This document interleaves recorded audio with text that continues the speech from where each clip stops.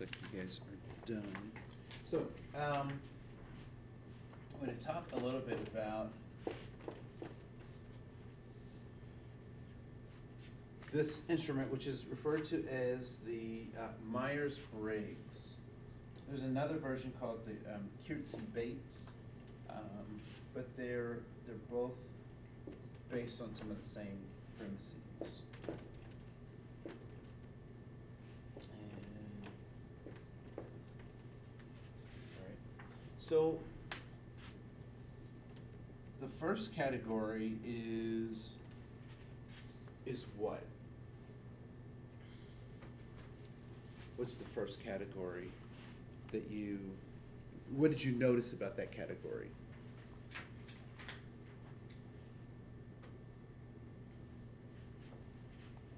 What's the core question? Which is your most natural energy orientation? Yes. So in Myers-Briggs, what they've done is they've done lots of testing and cataloging of people's behaviors. And so what they've been able to find is that there are 16 particular types of behaviors that people have. And you can put those behaviors in combination, or you can use these 8 factors in looking at someone's personality. And we'll talk about why that's important in just a bit. But the first axis is how you get your energy, or where do you prefer to get your energy. And so this is the energy axis. Right? So there are people who are extroverts and there are people who are introverts. There's a lot of misinformation about these two terms. One of the things that people often get confused about is that sometimes they refer to, people typically think that being an introvert is a negative thing. Right? Have you ever heard someone say, I wish I wasn't an introvert, or you should try to be more outgoing, or stuff like that, right?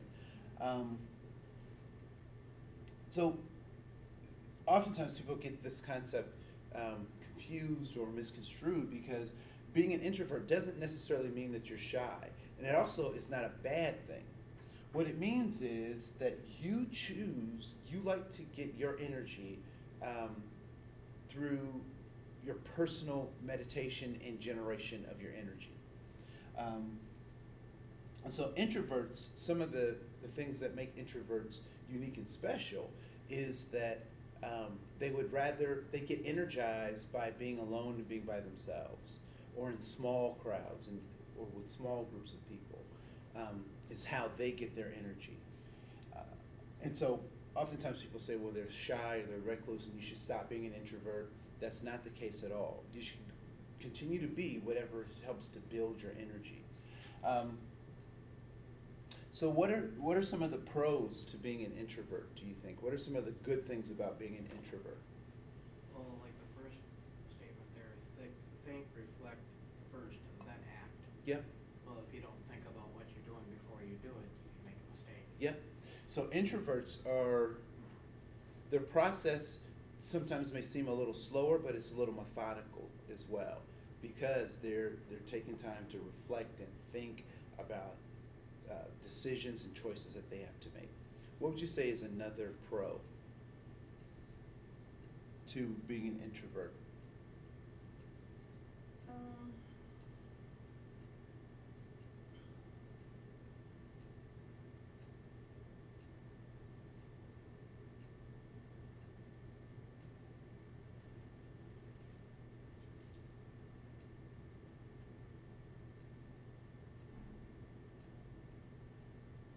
I think that they re-energize by themselves, so they have their own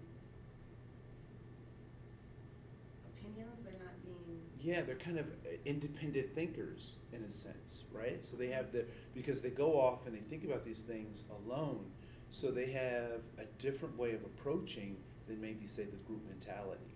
Yeah, very good. What are some of the cons, do you think, of introverts? What are some of the negative things about introverts that could come up? Well, it's not necessarily good to be alone all the time. Yeah, when folks overdo their introvertness, right? When they become a recluse or a hermit of sorts. Because then, you know, instead of empowering themselves, they seem to be feeding off of their own energy. And, you know, that's not necessarily good either. All right. What would you say is another negative? Well, you know, the think, act, reflect. Sometimes you need to go off of bare instinct and follow your gut. Yeah. And sometimes folks get caught up in analysis by paralysis. No, paralysis by analysis. They way overthink things, so then they end up not doing things at all, right? So that is the introvert. So we'll move over here to the extrovert. And what kinds of words typically describe, or have you heard would describe an extrovert? Talkative, outgoing, hyper, right? The life of the party. Woohoo! Right? What are some pros to extroverts? They act first. They act first, then they think later, right? What would you say is a pro to extrovert?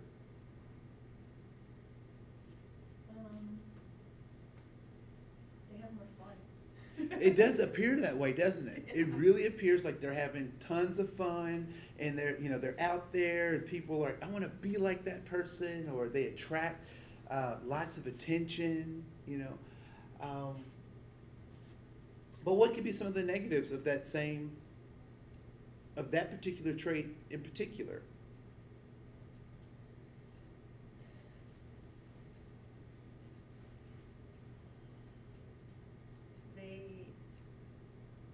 On the opposite hand, they don't know how to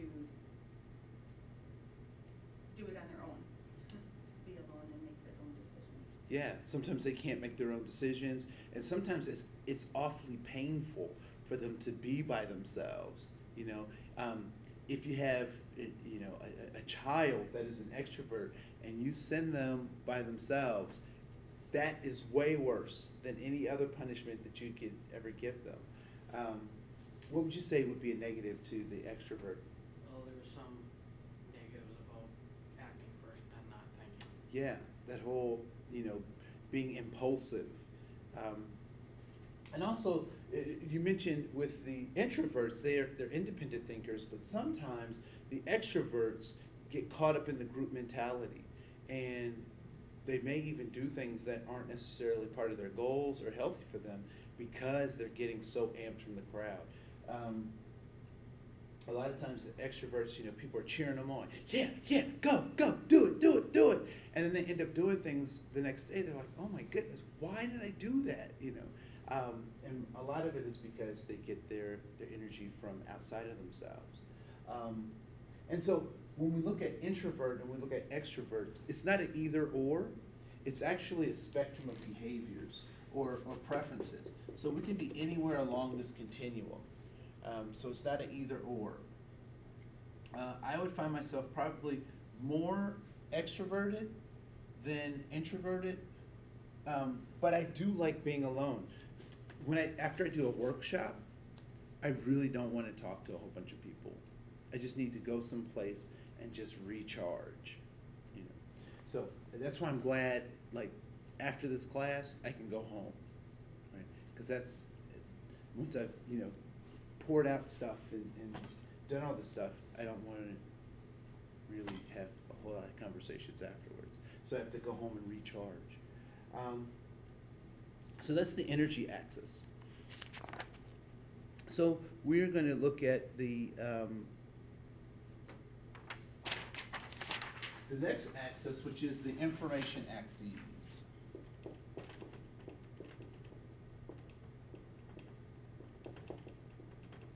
All right. So how do you like to receive your information?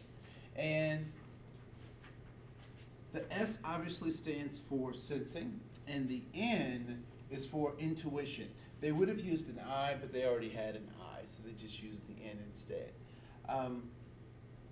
What sensing basically says is that if I prefer things that I can measure or see with my five senses, very simple, right? So if I can't see it, touch it, feel it, hear it, taste it, it's not either important to me, or actually it's just not how I prefer to get information. I prefer to get stuff that I can see, you know. And so I might be an individual that says, you know, that's a great deal that you're giving me, but do you have that in writing? Can I see that in writing? On the other end of the spectrum are the intuitive folks. And these are the folks, so if these guys like their five senses, these guys like their sixth sense. And what's the sixth sense? Have you heard that before? People refer to the sixth sense. What is that?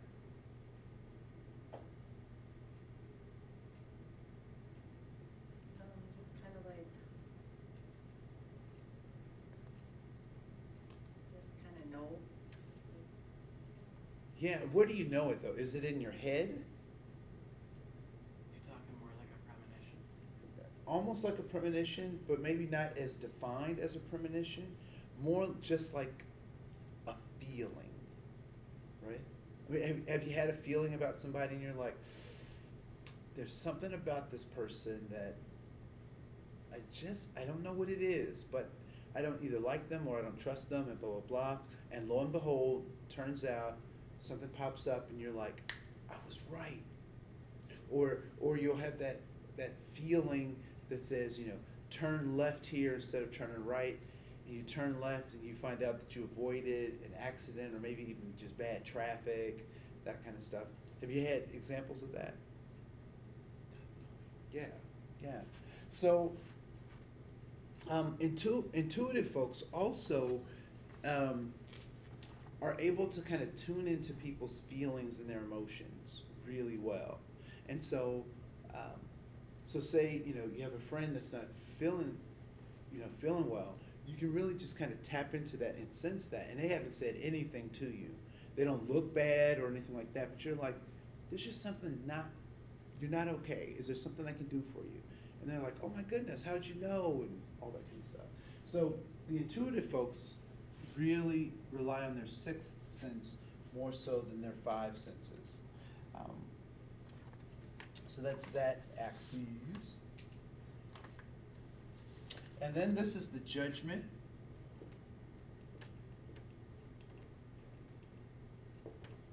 And when we talk about judgment, what we're talking about is the verb as opposed to the noun of judgment.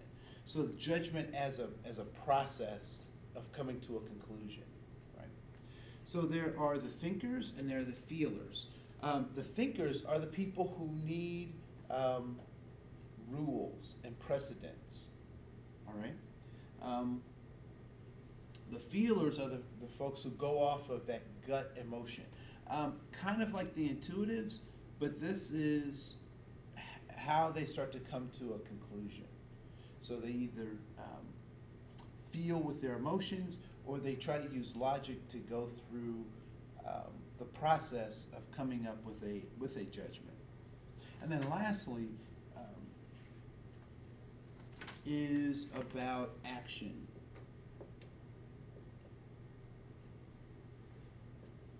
I'm going to write two words down here. One is closed, and the other one is open. So when we talk about judgers, or people who whose style has a judgment to it, what it actually means in terms of action is that they like to have some decisions that are finite. So we know that whatever process we're going through in this class, that after 12 weeks, it's done.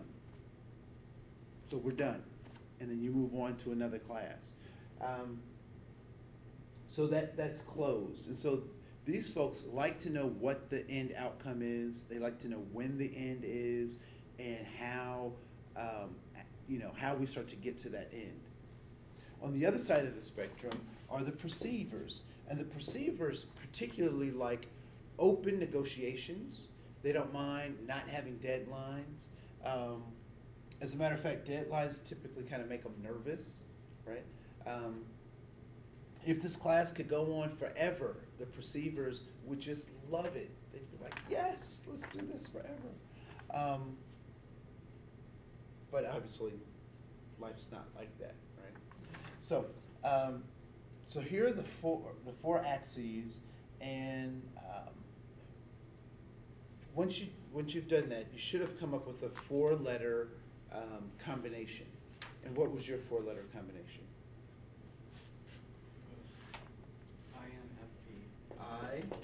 INFP. And what was your 4-letter combination? ISTJ. ISTJ. All right. And let's see if you can guess what I am. What am I, do you think? So given the description that we just talked about, what do you think I am? Well, you gotta go with the E first. Yep, so I'm probably certainly an E. What else?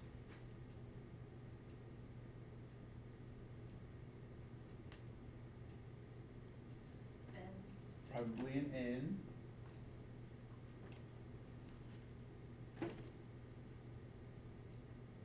Thinking or feeling? Thinking. Thinking, okay, you say? Feel. Yep, I'm certainly a feeler. Closed or open end? Judger or perceiver? What do you think? I think P. You think a P? Yep. I am in fact a P. So I am an E, N, F, P. All right, so what I'd like for you to do now is to turn the next page, and I want you to look for your style. So INFP, I think that's the third one under the 16 types. ISTJ is actually on that same page, the second column.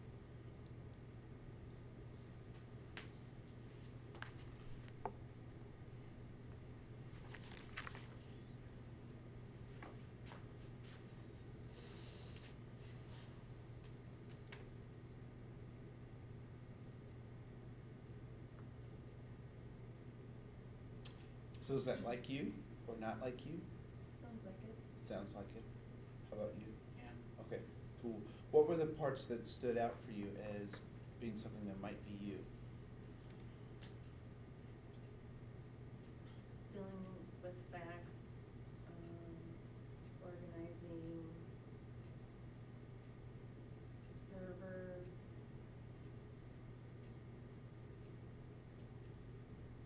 kind of stuff. Okay, Following new insights and possibilities. okay. Following these insights and possibilities. Yeah, and you and I are a lot alike. In the, you know, where I'm an extrovert, you're an introvert, but we have the other pieces alike. And do people like me drive you nuts at work? Sometimes. Yeah, right?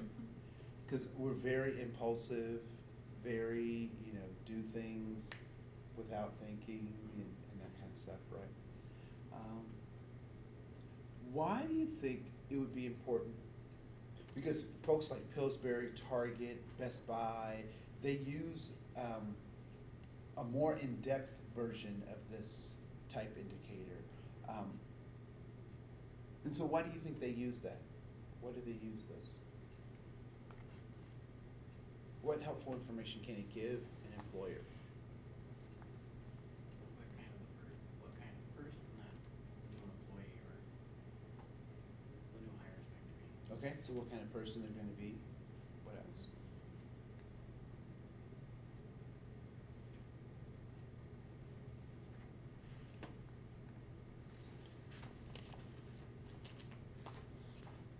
If I have an extrovert, do I want that person in data entry? Why? Because you want that person in, if you're gonna be like Target or something, you want that person in your sales department. Yeah, I want them in sales, and I want them on the floor. I want them interacting with folks. I want them to, you know, use all of this stuff to sell to folks. It's so funny. I have a friend, and she is a ISTJ, and she's so funny because she said to me, "You see people." I said, "I don't understand what you mean." She's like, you know, when we go out places, you actually notice the people. She's like, I just am looking at the transactions, like, you know, let's pay for this and let's go, or, you know, let's just go this way or that way. She's like, you actually notice the people, and so that's kind of funny to see the differences between those. Now, if I'm an extrovert and I have to do data entry, can I do it? Yeah, right. So I can learn to do it. Just like introverts can learn some skills that help them to appear to be more extroverted. Right? So leadership training or becoming competent in your job, all of those things lead us to build on that. So, and I asked that last question because people say, well, can I change from an introvert to an extrovert? Possibly. You can learn the skills. However, when we talk about your preferences, your default will always typically kind of be in these areas, unless there's some, you know, some long-term change that you're undergoing. Okay. So if you could flip to the next page and just answer those questions after the types, that would be great.